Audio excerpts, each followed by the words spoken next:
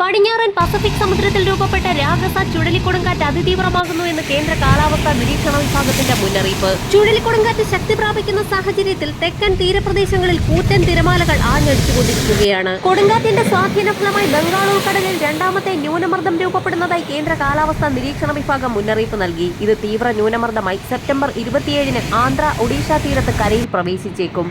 Pacific ചുഴലിക്കാറ്റ്, നിലവിലെ ന്യൂനമർദ്ദത്തിന്റെ സ്വാധീനം, വരാനിരിക്കുന്ന ന്യൂനമർദ്ദം എന്നിവയുടെ സ്വാധീന ഫലമായി കേരളത്തിലടുത്ത 5 ദിവസം ഇടിമിന്നലോടുകൂടിയ ശക്തമായ മഴയ്ക്കും ചില പ്രദേശങ്ങളിൽ ഇടത്തരം മഴയ്ക്കും സാധ്യതയുണ്ടെന്ന് മുന്നറിയിപ്പിൽ വ്യക്തമാക്കുന്നു. സെപ്റ്റംബർ 24 മുതൽ 27 വരെയുള്ള തീയതികളിൽ ഒറ്റപ്പെട്ട ശക്തമായ മഴയ്ക്കും സാധ്യതയുണ്ടെന്നാണ് കാലാവസ്ഥാ നിരീക്ഷണ വിഭാഗം മുന്നറിയിപ്പ് നൽകുന്നത്. അടുത്ത 3 മണിക്കൂറിൽ തിരുവനന്തപുരം, കൊല്ലം, പത്തനംതിട്ട, ആലപ്പുഴ, കോട്ടയം, ഇടുക്കി, എറണാകുളം ജില്ലകളിൽ ഒറ്റപ്പെട്ടയിടങ്ങളിൽ ഇടിമിന്നലോടുകൂടിയ ശക്തമായതോ ഇടത്തരമായതോ ആയ മഴയ്ക്കും മണിക്കൂറിൽ 40 കിലോമീറ്റർ വരെ വേഗതയിൽ ശക്തമായ കാറ്റിനും സാധ്യതയുണ്ട്. തൃശൂർ, പാലക്കാട്, മലപ്പുറം, കോഴിക്കോട്, വയനാട്, കണ്ണൂർ, കാസർഗോഡ് ജില്ലകളിൽ ഒറ്റപ്പെട്ടയിടങ്ങളിൽ ഇടത്തരം മഴയ്ക്കും സാധ്യതയുണ്ടെന്ന് കേന്ദ്ര കാലാവസ്ഥാ നിരീക്ഷണ വിഭാഗം മുന്നറിയിപ്പ് നൽകുന്നു. മധ്യ തെക്കൻ കേരളത്തിലെ 7 ജില്ലകളിൽ ഇന്ന് യെല്ലോ അലർട്ട് പ്രഖ്യാപിച്ചിട്ടുണ്ട്. ശനിയാഴ്ച വടക്കൻ കേരളത്തിലെ ജില്ലകളിലും മുന്നറിയിപ്പ് നൽകി. അതേസമയം ഇടവിട്ടുള്ള ശക്തമായ മഴയെ തുടർന്ന് മുല്ലപ്പെരിയാറിലും ആശങ്ക ഉയരുന്നു. മുല്ലപ്പെരിയാർ ഡീകമ്മീഷൻ ചെയ്യണമെന്നാവശ്യപ്പെട്ടുകൊണ്ട് സുപ്രീം കോടതിയിൽ വീണ്ടും പുതിയ ഹർജി വന്നിരിക്കുകയാണ്. ഇതിനായി അന്താരാഷ്ട്ര ഏജൻസിയെ കൊണ്ട് പരിശോധന നടത്തണമെന്നാവശ്യപ്പെട്ട് സേവ് കേരള ബ്രിഗേഡാണ് ഹർജി സമർപ്പിച്ചിരിക്കുന്നത്.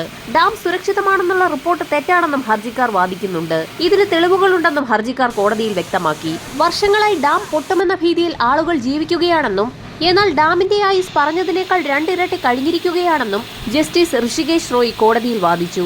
രാജ്യമെമ്പാടും വെള്ളപ്പൊക്കവും മിന്നൽ ചുഴലിയും ആഞ്ഞടിക്കുന്നു.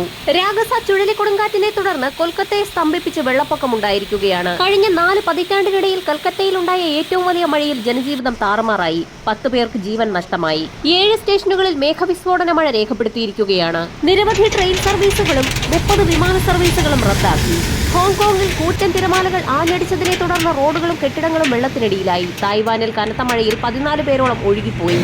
കേരള തീരത്ത് കള്ളക്കടൽ പ്രതിഭാസത്തിന്റെ ഭാഗമായി ഉയർന്ന തിരമാലകൾക്കും കടലാക്രമണത്തിനും സാധ്യതയുണ്ടെന്ന് ഇൻകോയിസ് മുന്നറിയിപ്പ് നൽകി. കേരള, കർണാടക, ലക്ഷദ്വീപ് തീരങ്ങളിൽ ശനിയാഴ്ച വരെ മത്സ്യബന്ധനത്തിന് വിലക്കേർപ്പെടുത്തി. വരും മണിക്കൂറുകളിലെ കാലാവസ്ഥാ മുന്നറിയിപ്പുകൾക്കായി ചാനൽ സബ്സ്ക്രൈബ് ചെയ്യാൻ മറക്കാതിരിക്കുക.